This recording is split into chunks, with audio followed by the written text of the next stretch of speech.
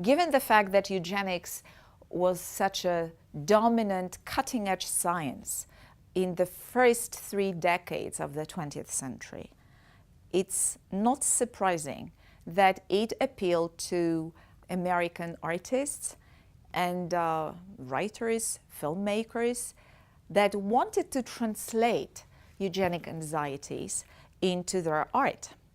And what I investigated when I was looking at American culture, that on one hand we have writers or artists that either embrace the science of eugenics without any reservations, or we have those that subscribe to some of the tenets of eugenics, cautious with other aspects of eugenics.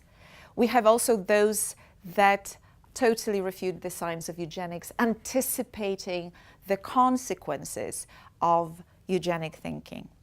So in the first camp of those that embrace without any reservations the science of eugenics, I would put, for example, such writers that were progressive thinkers as Jack London and Charlotte Perkins Gilman. This is a very interesting and intriguing case because Jack London was a socialist thinker.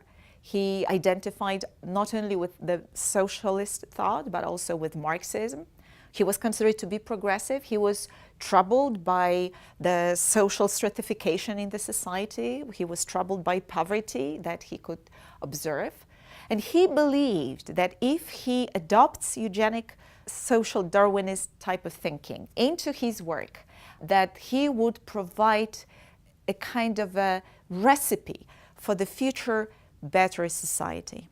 So he's producing literature that is heavily inspired by the science of eugenics.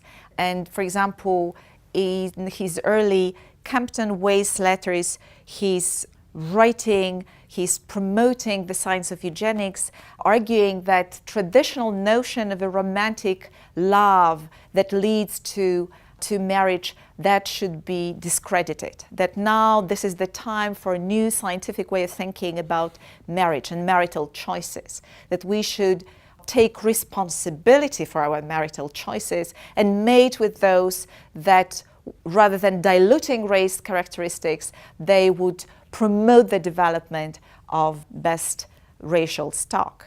What is interesting about this publication is that he's co-writing this with Anna Stransky, who is a socialist thinker, a bright woman, and his friend at that time. And Anna Stransky is adopting a different attitude, a different position. She's defending the old romantic notion of a free choice, of a free individual choice in marriage. At the same time, Jack London fears degeneracy, fears recession. He adopts thinking that actually there is suggestion in as early as Charles Darwin's writing that when we think about the theory of evolution, there is also something like the law of devolution. So if people can evolve into higher and higher forms, it is possible also to observe the same process occurring in reverse. Yes, so we have the process of devolution. And Jack London was fascinated with this and with that possibility of mankind and race regressing. So he's publishing a number of works that are discussing this problem. Or one of them is, for example, The People of the Abyss, in which he's analyzing the population of London, of the London East End, and he's deciding that this is the kind of degenerate population with racial characteristics that are visibly diluted. Charlotte Perkins Gilman is considered to be a visionary feminist thinker, a very independent woman, independent in her choices, life choices, and a kind of a foremother of the first wave of feminism, and rightly so. At the same time, what is troubling is that while she was looking for inspiration in her feminist work, she turned towards the science of eugenics. She believed that just like the science of sociology provided her with answers regarding the organization of the society, the new organization of the society, the same holds true for the science of eugenics, that this is the science that can also inspire women to produce better society. So she's producing fiction that is heavily inspired by the science of heredity. She's writing utopian fiction, like, for example, the novel Moving the Mountain or Her Land, With Her in Our Land, in which she's describing utopian communities that are either run by women or that are devoid of men. So we have only a utopian community without men, just organized by women. But this society is organized along eugenic principles. With her attempt to redefine society and to challenge traditional patriarchal ways of thinking about American society, she unfortunately used the tools from eugenics. She's talking about how the reproduction should be monitored by the Department of Eugenics. Or she talks about how the undesirables were disposed of by the society. And she opens kind of a space for the possibility of speculating even about mercy killings. Yes? So that this is very troubling about her fiction. And I think her case is illustrative of how the science of heredity could appeal to very progressive thinkers that would immerse themselves in it, not foreseeing the terrible consequences in the future. At the same time, we have also thinkers that are kind of cautious with respect to the science of eugenics. So this is the case with such thinkers as H.L. Mencken, who on one hand is very skeptical about eugenics in his play Asepsis, for example, but on the other hand, he opens up the possibility of eugenic sterilizations being carried out in the American South.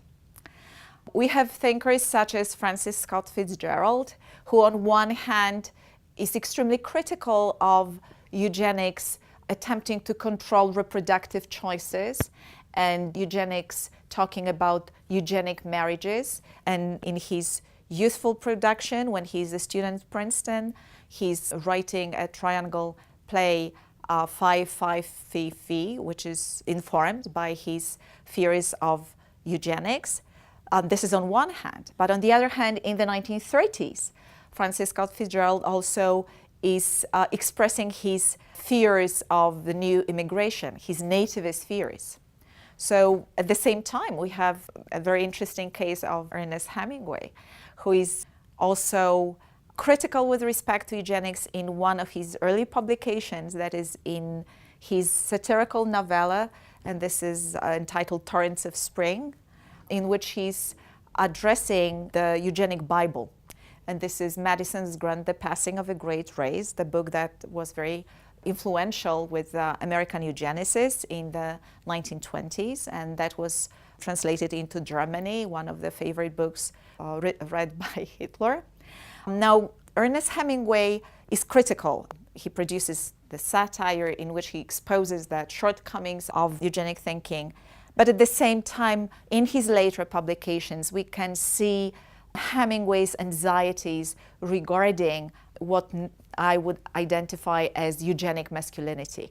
So we can see that those thinkers are caught up between their rejection of eugenic discourse and their endorsement of this.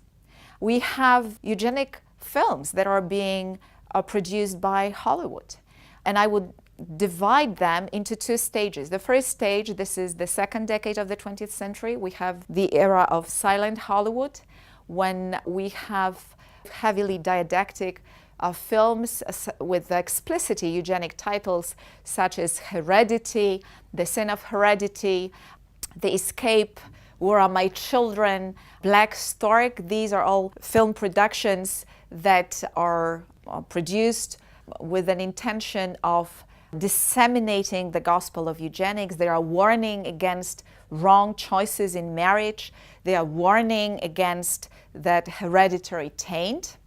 But on the other hand, later, that is in the 1930s, we have Hollywood productions that are informed by the fear of degeneracy, the same fear that is expressed earlier by Jack London. So we have such productions in the periods of classical Hollywood as King Kong, for example, in which we have the anxiety about the crossing of divides among species, which is this kind of a smuggled discussion about what happens if we cross divides that obtain among races.